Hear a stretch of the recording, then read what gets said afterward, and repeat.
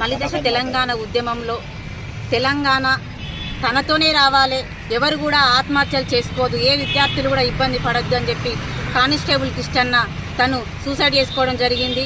మరి ఈరోజు గత ప్రభుత్వం కూడా అమరులను గుర్తించలేదు, తెలంగాణ అమరులని. మరి ఈ ప్రభుత్వం అయినా అమరులను గుర్తించి అధికారికంగా చేయాలని చెప్పి ప్రభుత్వానికి విజ్ఞప్తి చేస్తున్నా.